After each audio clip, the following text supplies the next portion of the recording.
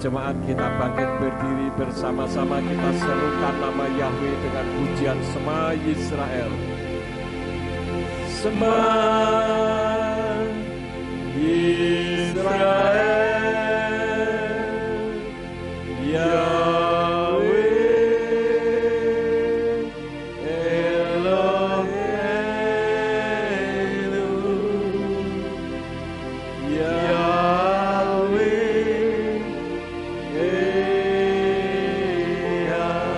Shema Indonesia, Shema Indonesia, Yahweh Eloheinu, Yahweh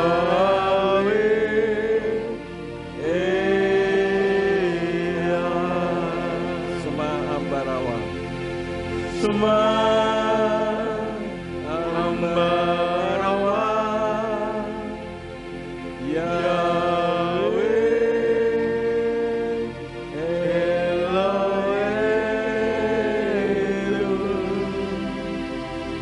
Yahweh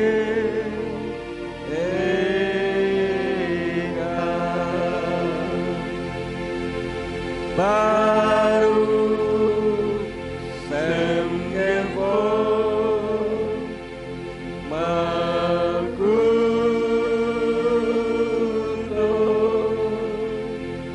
Leolam Vaed. Semua kuasa penguasa di udara, roh-roh yang bukan dari Tuhan, dengar sesuai dengan pujian yang kami naikkan kepadamu, Yahweh Elohim kita. Dia Echad, dialah satu-satunya Elohim, dialah satu-satunya Tuhan yang layak dan berhak untuk ditinggikan. Karena itulah pada saat ini kami memuji dan meninggikan nama Bapa Yahweh di dalam nama Adonai Yeshua HaMashiach. Tuhan, kami telah memuji Engkau dan sekarang waktunya untuk kami mendengar isi hati-Mu. Urapi hamba-Mu dan urapi setiap kami yang mendengar firman-Mu dengan urapan yang sama, agar firman yang ditaburkan dapat kami pahami dan kami mengerti, sebagaimana Engkau memberikan pemahaman dan pengertian kepada hamba-Mu. Jika ada kuasa penguasa roh jahat di udara yang berusaha untuk memalingkan alam pikiran kami dari kebenaran firman, kami tolak, kami patahkan di dalam nama Adonai Yeshua HaMashiach. Pergi kau keluar, tinggalkan tempat ini, tinggalkan setiap hati dan pikiran kami, karena hati dan pikiran kami hanya kami tujukan bagi kebenaran firman, baik kami yang ada di ruangan ini maupun kami yang mendengar dari rumah masing-masing. Berikan kemampuan kepada kami bukan hanya untuk mendengar firman-Mu saja, melainkan juga melakukan di dalam kehidupan kami. Terima kasih Bapa. Demi nama Adonai Yeshua HaMashiach kami berdoa dan mengucap syukur. Haleluya. Semua yang percaya katakan amin. Silakan duduk. Bapa Yahweh memberkati. Shalom Aleichem. Puji Bapak Yahweh, Bapak Ibu saudara sekalian, saya akan membawakan firman seperti yang tadi pagi sudah saya sampaikan, tetapi saya akan menambah beberapa ayat karena ada yang bertanya tentang penjelasan yang masih belum dianggap kurang jelas. Jadi saya akan menambahkan supaya lebih jelas. Firman yang akan saya bawakan sesuai dengan flyer yang sudah saudara terima, saya beri judul kualitas orang beriman. Apa yang saya sampaikan ini sebagai pengetahuan, apakah saudara sebagai orang beriman itu memiliki iman yang berkualitas premium, KW1, KW2, atau tidak berkualitas sama sekali? Ini yang jadi permasalahannya. Kalau kartu bank kira-kira platinum, ya, platinum itu lebih daripada gold, lebih dari silver. Nah, melalui kesempatan pada saat ini, firman yang saya taburkan kiranya bisa mengidentifikasi di dalam kehidupan saudara. Apakah iman saudara ini iman yang memiliki kualitas premium, yaitu asli, ya. Kalau makanan biasanya seperti itu. Misalkan kalau tas Hermes yang asli itu bisa harganya 250 juta rupiah, tas yang dibawa perempuan kemana-mana itu. Tetapi kalau yang berkualitas KW1, KW2 itu bisa sekitar 25 jutaan. Atau tidak berkualitas sama sekali, baru dipakai sebentar sudah putus talinya, hanya mereknya saja sama. Nah, Bapak Ibu, kita akan belajar bersama-sama apakah iman kita termasuk iman yang memiliki kualitas tinggi. Kita membuka di dalam kitab Yakub pasal yang kedua ayat 14 sampai ayat yang ke-26. Ayat-ayat ini mengandung makna dari semua yang saya akan uraikan pada saat ini. Kita akan perhatikan, saya akan baca di dalam Yakub 2 ayat 14 sampai 26 dari Indonesian Literal Translation yang demikian bunyinya. Hai saudara-saudaraku, apakah gunanya jika seseorang dapat berkata mempunyai iman, tetapi dia tidak mempunyai perbuatan? Apakah iman itu sanggup menyelamatkannya? Dan apabila seseorang saudara atau saudari kedapatan telanjang dan mereka kekurangan makanan sehari-hari, tetapi seseorang dari antara kamu berkata kepadanya, pergilah dengan damai, hangatkan dan kenyangkanlah dirimu, sedangkan kamu tidak memberikan kepada mereka apa yang dibutuhkan tubuhnya, apakah gunanya? Jadi ada orang yang membutuhkan tetapi kita tidak simpatik, artinya kita membiarkan begitu saja. Ayat 17, demikian pula iman, jika dia tidak mempunyai perbuatan, dengan sendirinya dia itu mati. Sebaliknya, seseorang akan mengatakan, engkau memiliki iman dan aku memiliki perbuatan. Tunjukkanlah kepadaku imanmu tanpa perbuatan-perbuatanmu, dan aku akan menunjukkan kepadamu imanku dari perbuatan-perbuatanku. Jadi ada dua sisi yang berbeda. Yang satu orang punya iman tetapi tidak punya perbuatan, sedangkan yang lain punya perbuatan tetapi itu menjadi imannya. Kalau saya boleh katakan, ini dialog antara orang yang beriman dengan orang yang tidak beriman. Artinya orang yang sudah percaya Tuhan dengan orang yang belum percaya Tuhan. Dan kita melihat satu realitas, bahwa orang yang tidak mengenal Tuhan lebih banyak melakukan perbuatan iman meskipun dia tidak punya iman. Memang kedua-duanya tidak sesuai dengan firman. Saya lanjutkan pembacaan ayat 19. Engkau pun percaya bahwa Elohim adalah Esa. Engkau melakukannya dengan baik. Setan-setan pun percaya dan mereka gemetar. Kita bahkan tidak gemetar terhadap Tuhan, ya, hanya percaya. Apa bedanya kita dengan setan? Ayat 20. Namun engkau, hai manusia fana, maukah engkau mengetahui bahwa iman tanpa perbuatan adalah mati? Bukankah Abraham, leluhur kita, dibenarkan atas dasar perbuatan-perbuatan ketika mempersembahkan Yitsak puteranya di atas mezbah? Engkau melihat bahwa iman sedang bekerja sama dengan perbuatan-perbuatannya. Saya ulangi, bahwa iman sedang bekerja sama dengan perbuatan-perbuatannya, dan atas dasar perbuatan-perbuatan itu iman disempurnakan. Ini yang nanti saya akan tambahkan di dalam ayat-ayat yang ditanyakan tadi oleh saudara kita yang melihat tayangan pagi tadi.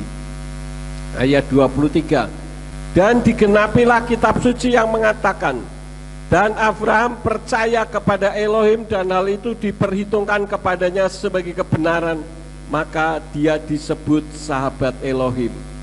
Oleh karena itu kamu melihat bahwa manusia dibenarkan atas dasar perbuatan-perbuatan dan bukan hanya atas dasar iman. Artinya memiliki iman besar tetapi tidak dilakukan, hanya imannya saja yang besar. Ayat 25. Dan sama seperti itu juga Rahab pelacur itu, bukankah dia dibenarkan atas dasar perbuatan-perbuatan ketika menyambut para utusan dan ketika meloloskannya ke jalan yang lain? Sebab seperti halnya tubuh tanpa roh adalah mati, demikian pula iman tanpa perbuatan adalah mati.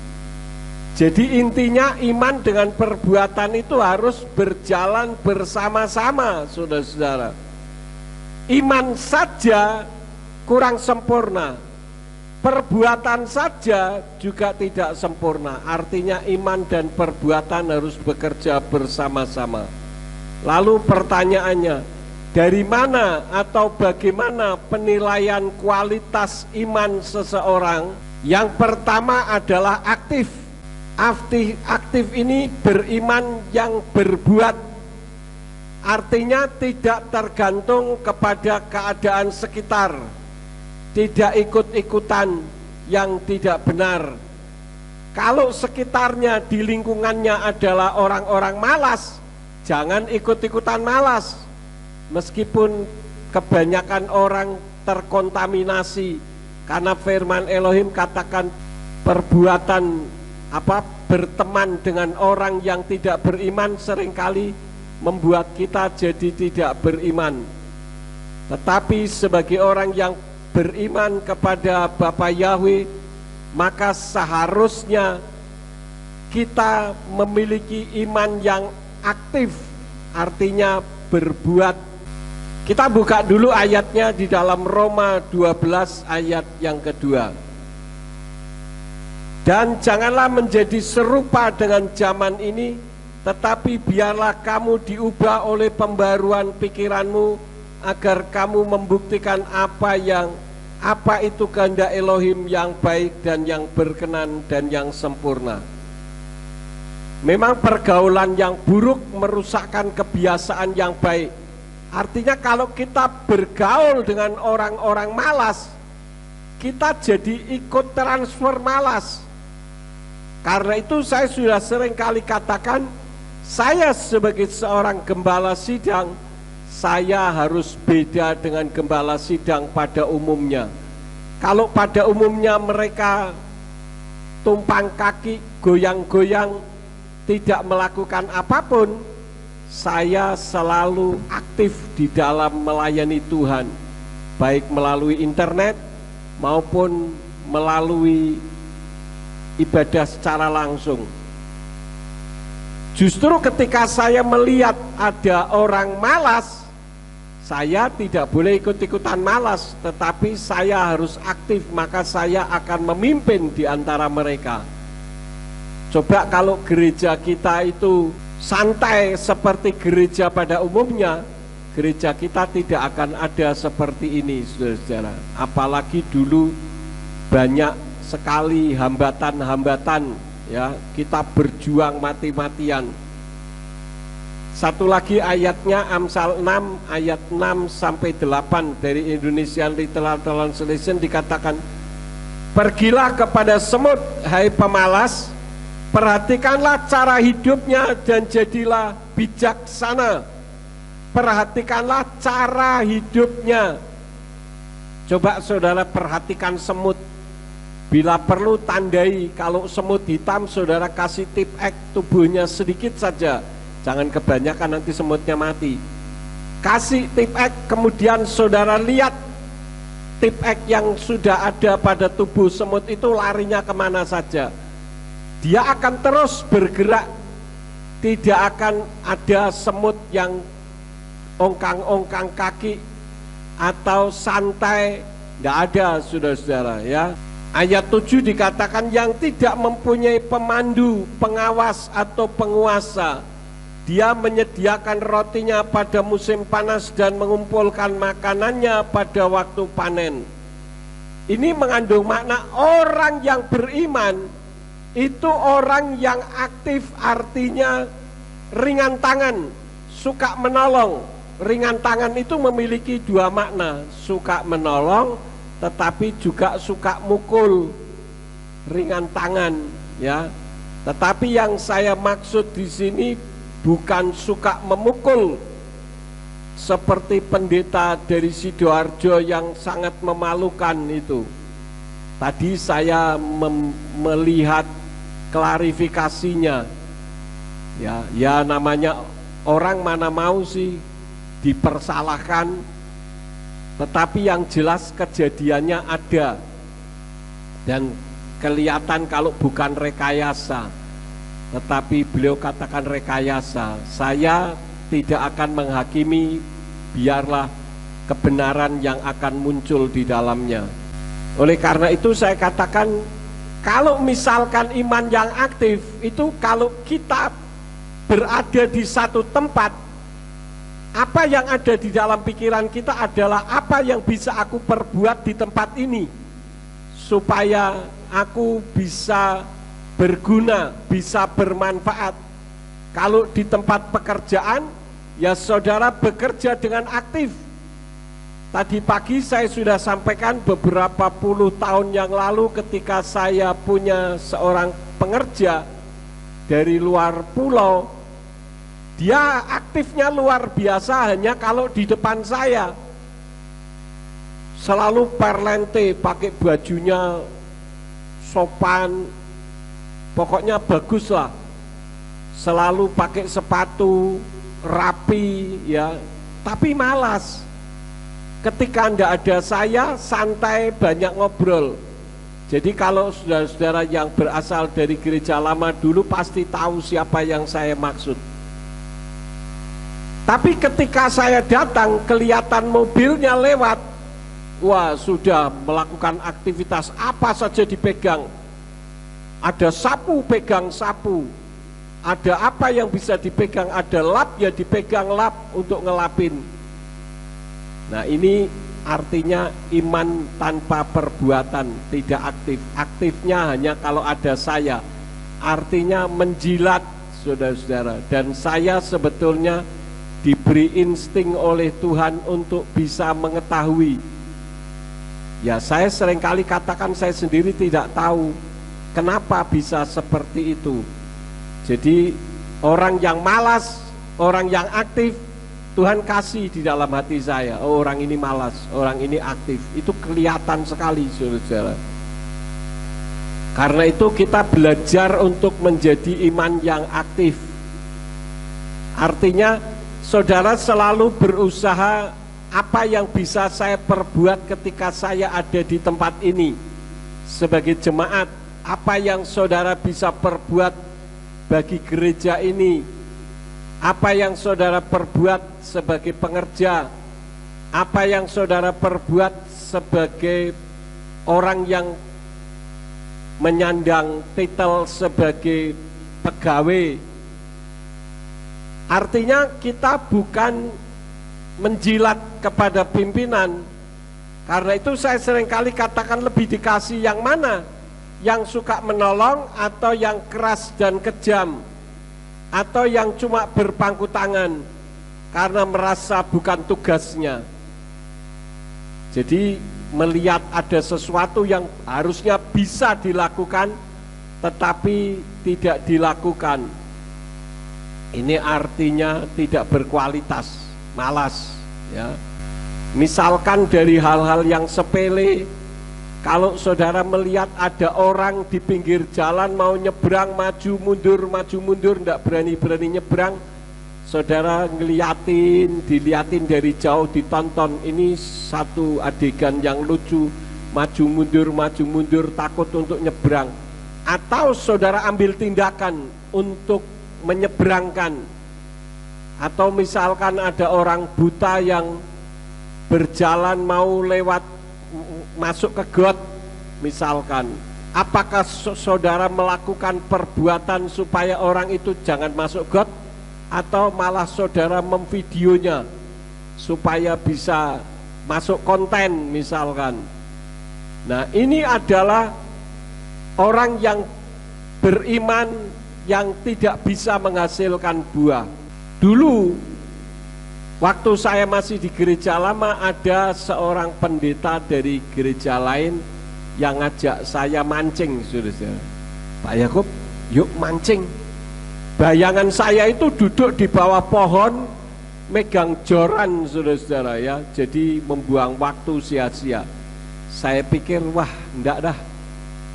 Saya masih kekurangan banyak waktu untuk mengerjakan banyak hal. Masa saya hanya duduk di bawah pohon untuk mancing? Ada orang yang cerita kepada saya, ada seorang pendeta yang kalau pagi jalan-jalan dengan anjingnya keliling kota. Nanti setelah jalan-jalan dengan anjingnya, anjingnya masuk kandang, dia renang. Jadi menikmati hidup, ya bukan berarti tidak boleh menikmati hidup, tetapi jangan membuang waktu dengan sia-sia. Apakah saya tidak ada waktu santai? Ada, tetapi kalau semua tugas-tugas sudah saya kerjakan. Jadi kita memiliki iman adalah iman yang berbuat, iman yang melakukan sesuatu.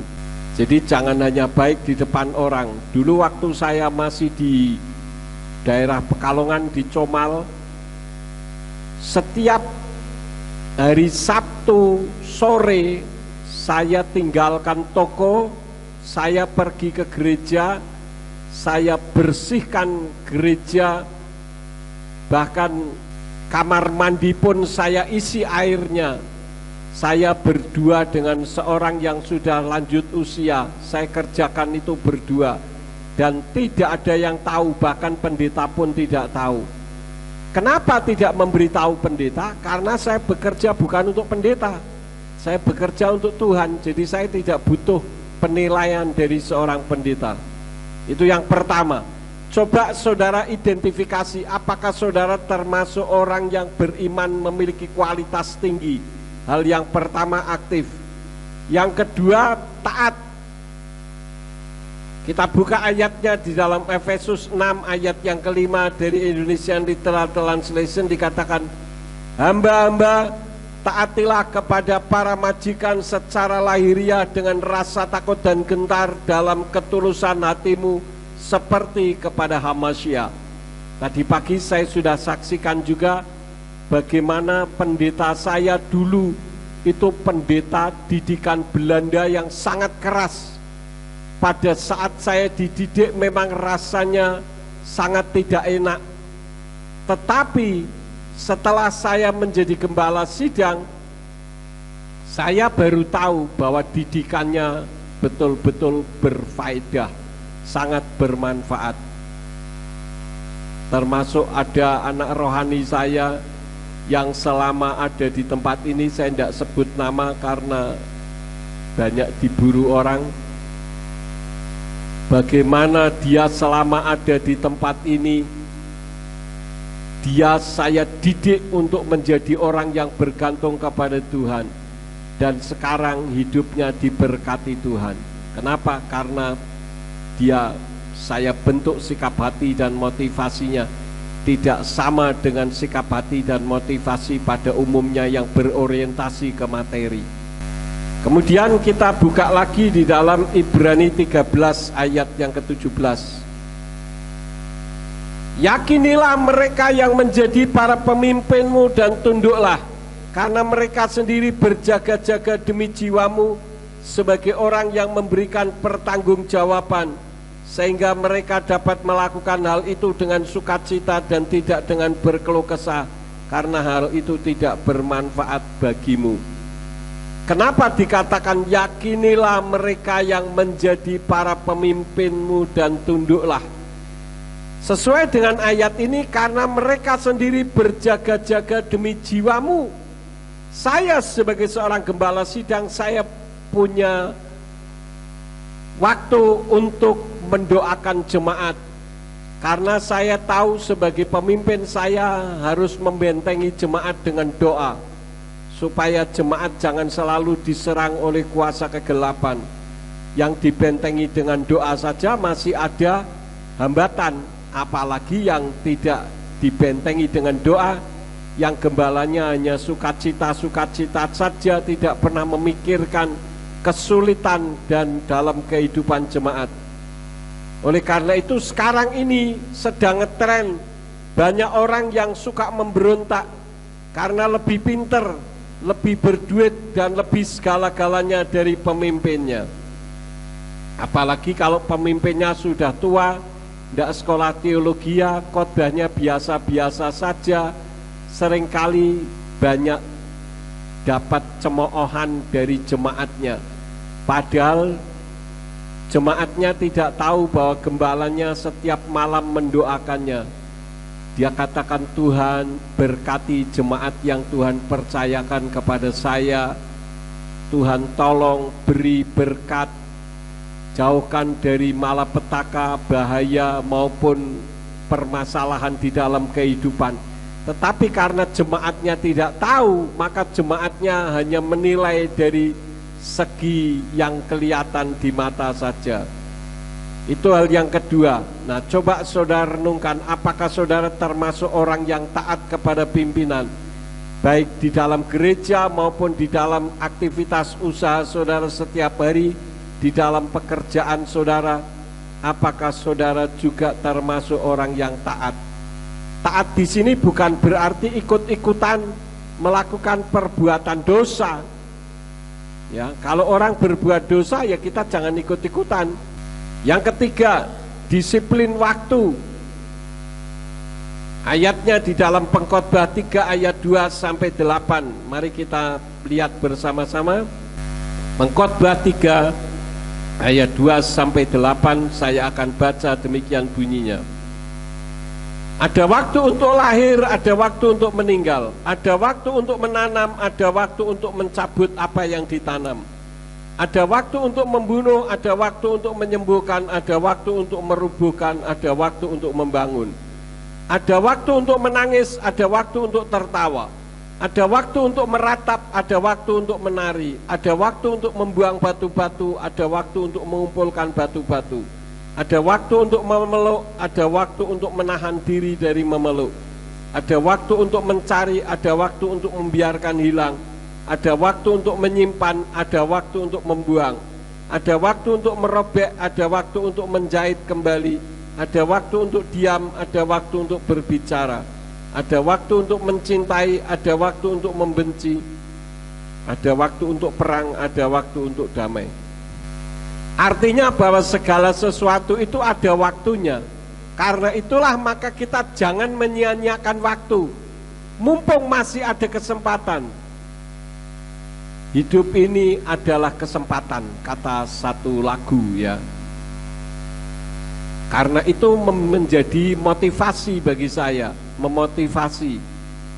Jadi mumpung saya masih bisa membuka internet, saya bisa membuat YouTube, maka saya pergunakan waktu untuk membuat YouTube.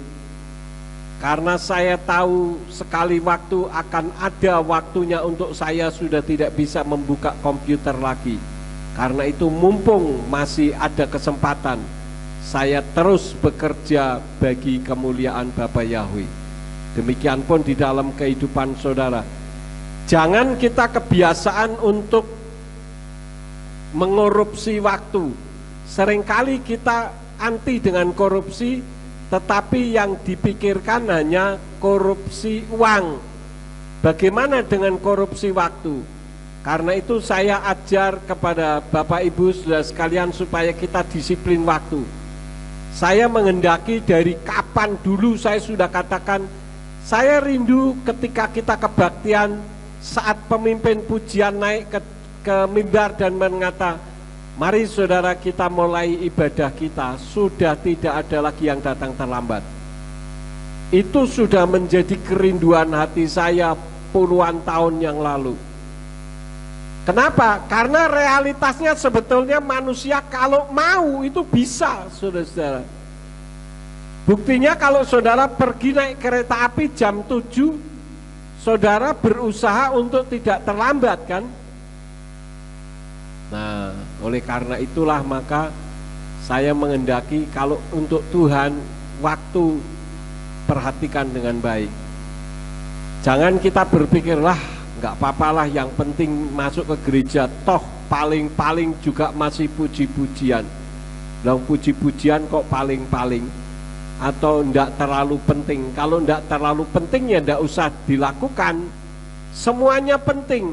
Satu paket ibadah itu dimulai dari ketika pemimpin pujian mengatakan, mari saudara-saudara kita mulai ibadah kita, sampai doa berkat. Itu satu paket ibadah.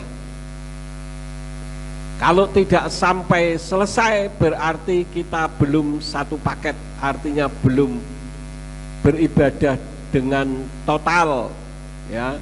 Karena itulah maka mari kita belajar untuk mendisiplin diri kita kalau kita beribadah kepada Tuhan. Jangan sampai datang terlambat, ya. Saudara usahakan.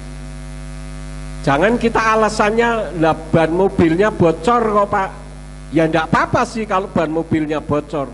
Tapi kalau tiap ke gereja mobilnya bocor kan aneh. Iya kan? Nah, oleh karena itulah maka kita belajar untuk disiplin waktu bagi Tuhan. Kemudian hal yang keempat, berani. Kita buka ayatnya di dalam Amsal 16 ayat yang ke-32 yang berbunyi demikian. Lebih baik orang yang lambat marah daripada orang yang kuat dan yang menguasai rohnya daripada yang merebut kota. Yang dimaksud di sini bukan berani melawan pemimpin, tetapi berani melawan diri sendiri dari keegoisan, kesombongan, dan kemalasan pribadi. Artinya berani rugi waktu dan tidak mengulur waktu. Jadi kalau dikaitkan dengan atasnya disiplin waktu itu masih mengkait, saudara-saudara. Ya, jadi ini yang saudara harus perhatikan. Yang kelima, siap diuji dan teruji dari diri sendiri maupun dari luar.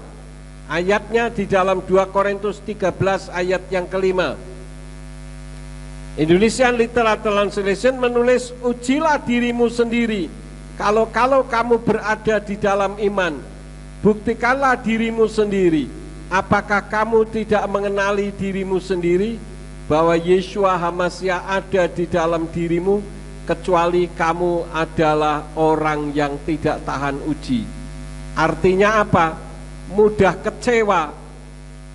Ya, tadi pagi saya sudah sampaikan,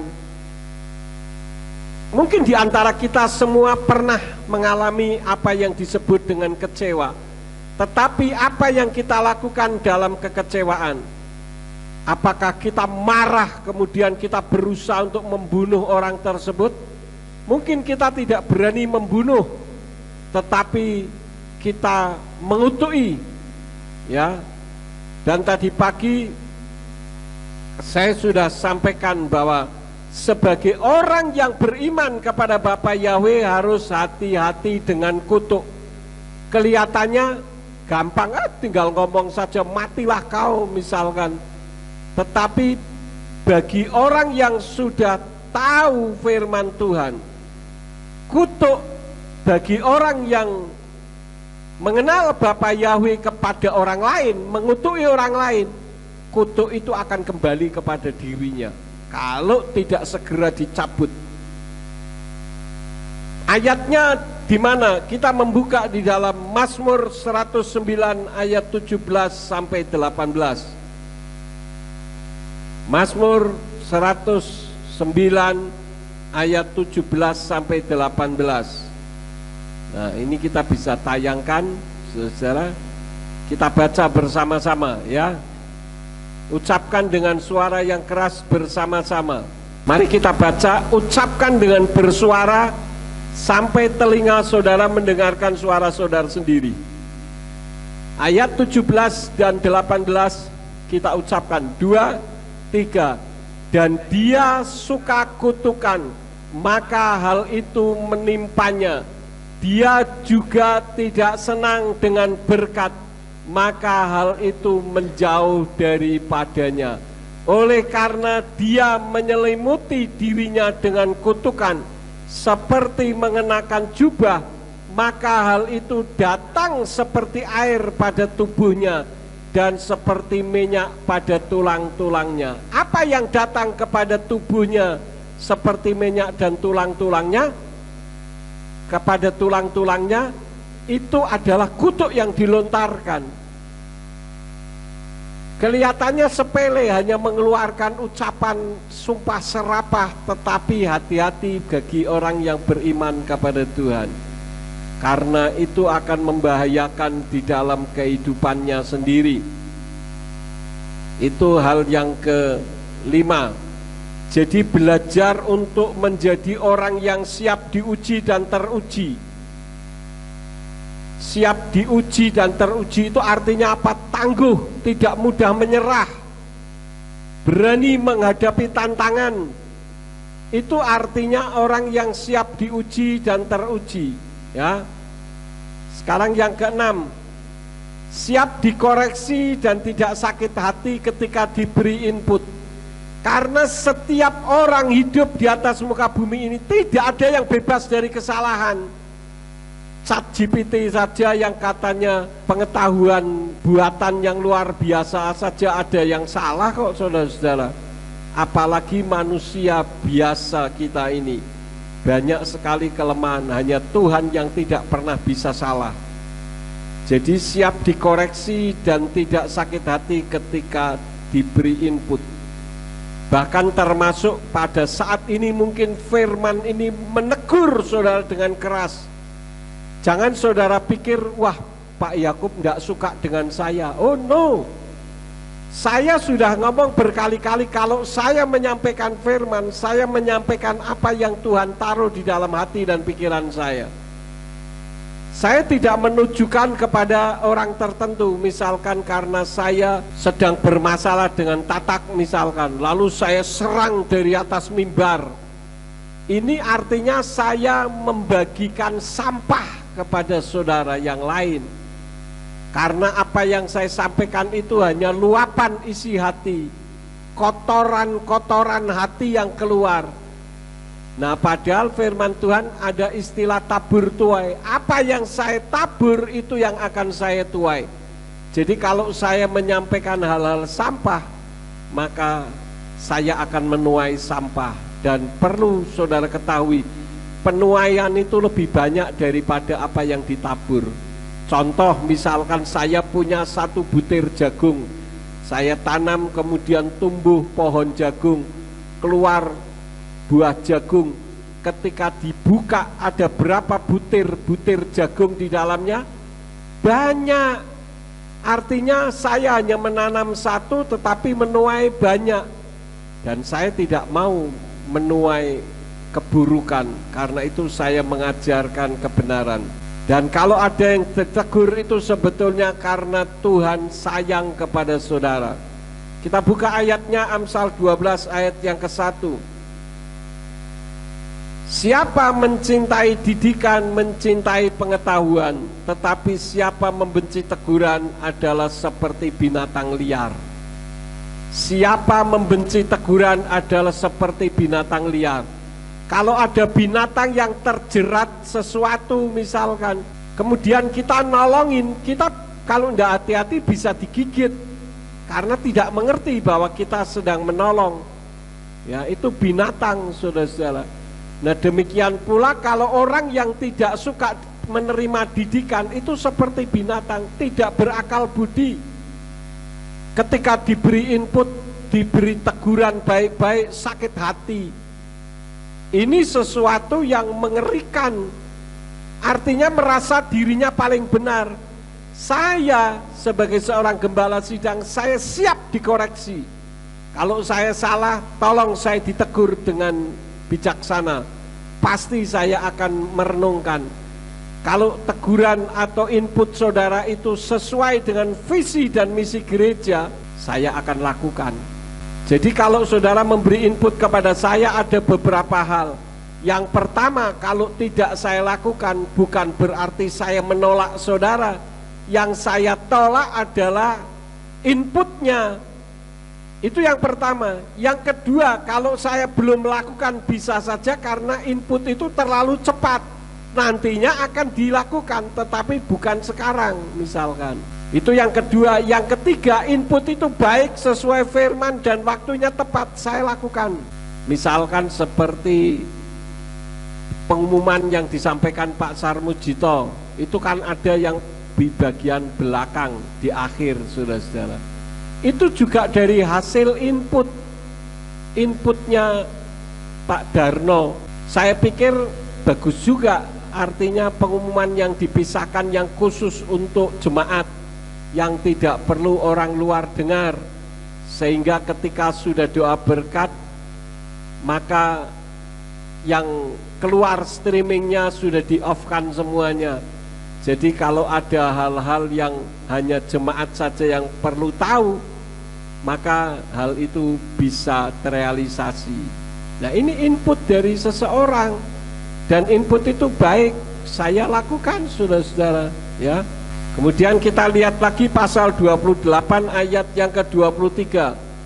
Siapa menegur seseorang, maka sesudahnya dia akan memperoleh kemurahan lebih daripada orang yang merayu dengan lidahnya. Jadi pada saat ditegur mungkin rasanya nggak enak, tetapi kalau teguran itu tujuannya baik, sekali waktu kelak orang akan mengetahui bahwa ini memang teguran yang benar. Ya, jadi saya pun belajar dari teguran-teguran yang Tuhan pakai melalui pendeta senior saya dulu yang didikan Belanda. Kalau sudah marah dengan saya, padahal tujuan marahnya itu aneh, karena takut disaingi, padahal saya tidak punya niat untuk menyaingi. Bagaimana mungkin jemaat mau menyaingi gembalanya? Takut disaingi. Kalau saya tidak, saya kalau ada jemaat yang maju, saya kipasi, saudara-saudara, supaya bisa lebih maju lagi. Jadi saya tidak perlu merasa tersaingi, bahkan saya senang kalau bisa melebihi saya, ya. Kecuali memang pelajaran silat, dulu saya diajari silat itu pasti dikurangi satu. Takutnya kalau muridnya ngelawan gurunya, gurunya masih punya satu jurus yang tidak diketahui oleh muridnya, sehingga gurunya selalu menang dari muridnya. Jadi makin lama ilmunya makin berkurang, kecuali ada murid yang bisa mengembangkannya sendiri. Nah, ini saudara-saudara, ya. Jadi kita jangan mudah sakit hati. Saya dulu kalau diomelin pendeta saya ada di sebelah kanan saya. Kemudian sayanya ada di sini. Ketika dia marah, dia menghadapnya ke sana. Saya ada di situ, dia menghadapnya ke sana. Ya. Ngapain kamu datang ke sini? Katanya. Padahal sayanya di sana, melihatnya ke sana, saudara-saudara. Coba bagaimana? Apa enggak tersinggung hati ini? Tapi ya saya anggap ini teguran dari Tuhan, biar saja. Seperti Simei ketika mengutuki David. David katakan biar saja, siapa tahu ini memang datang dari Tuhan, supaya dia belajar untuk merendahkan hati sebagai orang yang rendah hati, saudara-saudara. Itu yang ke-6. Yang ke-7, teguh, yaitu tidak mudah digoyahkan dengan angin pengajaran yang tidak sesuai dengan firman Tuhan, tetapi atau meskipun mengatasnamakan Tuhan. Ada banyak sekarang orang mengajarkan di internet mengatasnamakan Tuhan, padahal tidak sesuai dengan firman. Saya sudah pernah ceritakan ketika ada seorang yang dinilai waktu itu sudah menerima Yahweh. Saya diajak sama Pak Olam Ben David ke Semarang. Saya bertamu di rumah seseorang, tapi ketika ngobrol-ngobrol ternyata orangnya belum mengakui Yahweh sebagai Tuhan yang seharusnya disembah.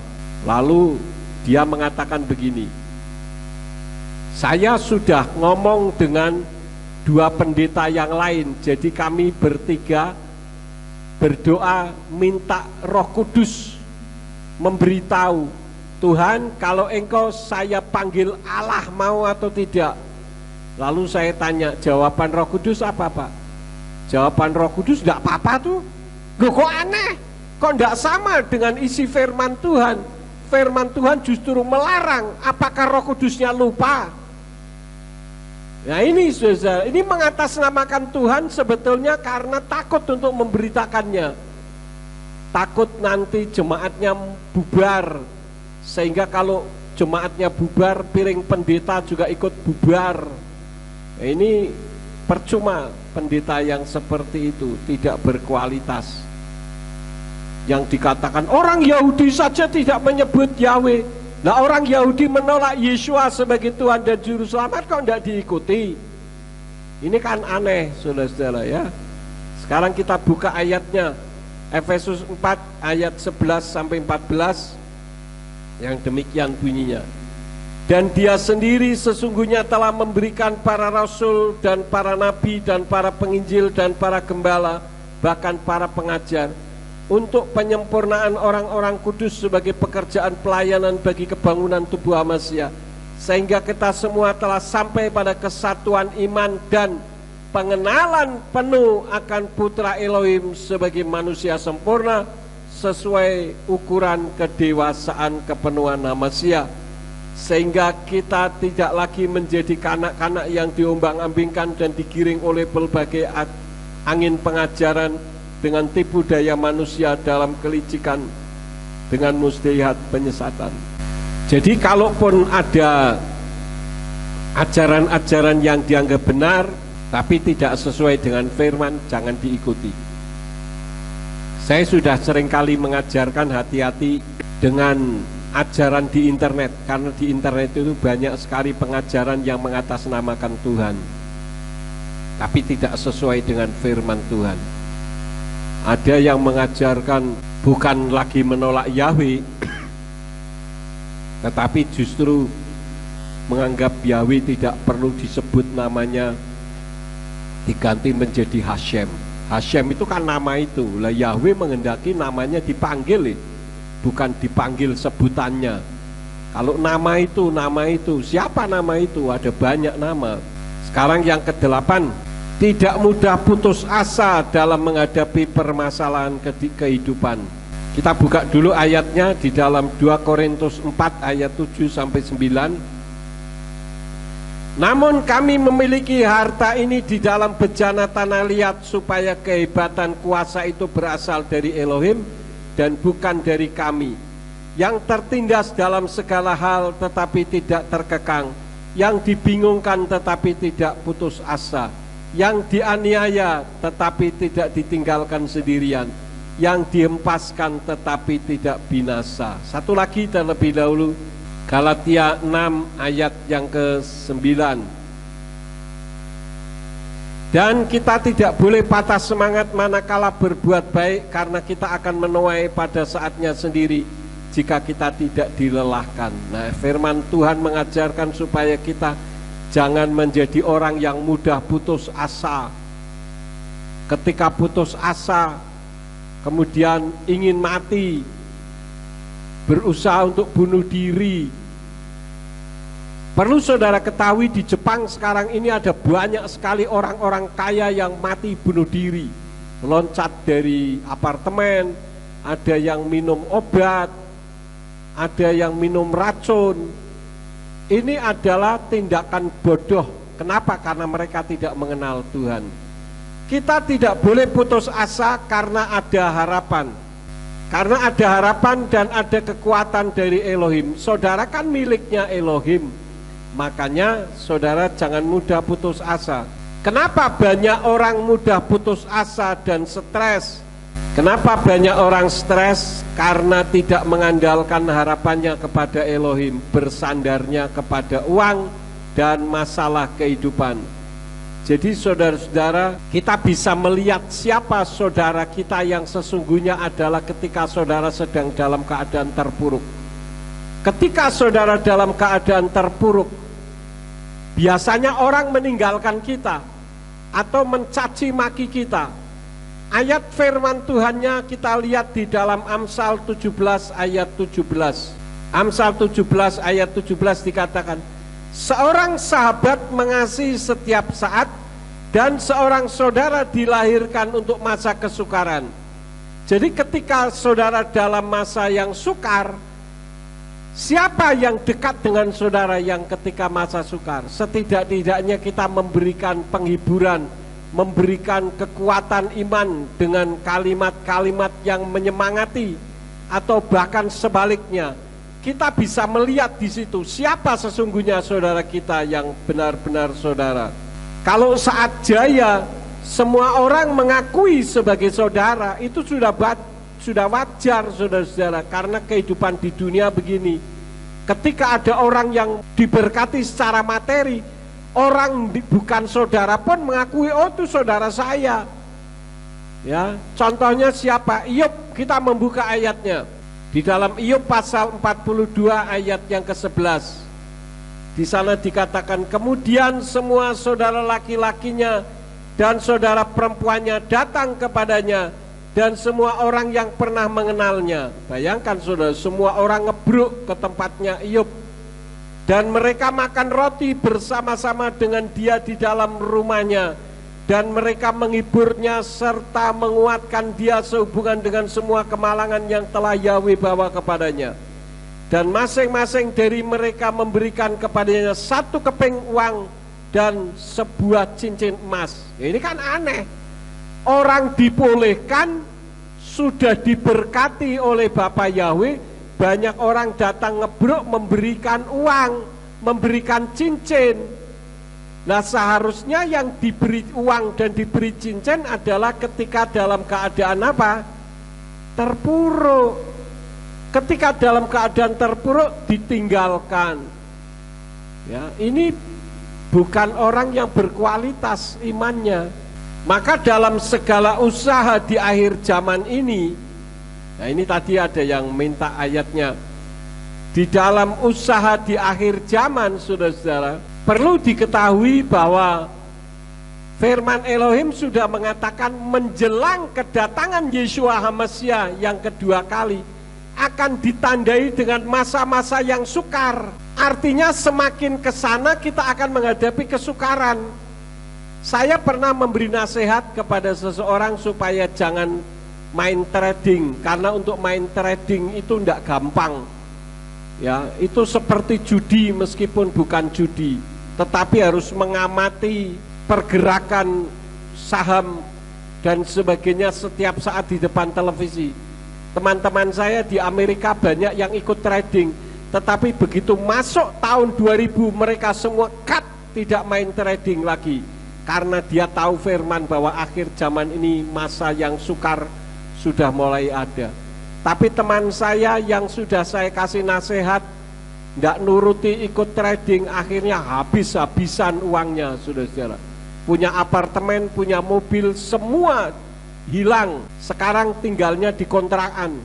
Bayangkan saudara-saudara, di kontrakan pun mengalami kesulitan untuk membayar tiap bulannya, padahal tadinya punya apartemen, punya mobil, punya sepeda motor, semua hilang. Kenapa? Karena tidak memahami. Oleh karena itulah kita yang sudah tahu bahwa menjelang kedatangan Yeshua HaMashiach kita mengalami masa-masa yang sukar, maka kita harus bekerja sama dengan Tuhan. Ini ayatnya, Lukas 1 ayat yang ke-37, di dalam kitab Indonesian Literal Translation dikatakan, sebab di hadapan Elohim segala perkara tidak akan mustahil. Ini terjemahannya masih kurang tepat, saudara-saudara. Saya lebih suka terjemahan dari King James Version. Di sana dikatakan, for with God nothing shall be impossible. Artinya di sana dikatakan with God, bukan for God. Kalau for God itu bagi Tuhan. Ya, kalau bagi Tuhan memang tidak ada hal yang mustahil, tetapi bagi saya mustahil.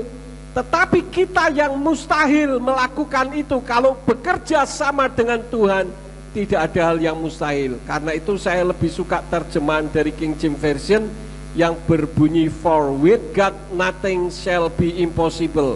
Bukan for God nothing shall be impossible. Kalau for God itu bagi Elohim, tetapi di sini dikatakan for with God, bersama dengan Tuhan. Ya, di dalam kitab berbahasa Ibrani di sana berbunyi kilo yipale me Elohim kaldawar. Di sana menggunakan kata me Elohim. Me Elohim itu artinya dari Tuhan. Me Elohim.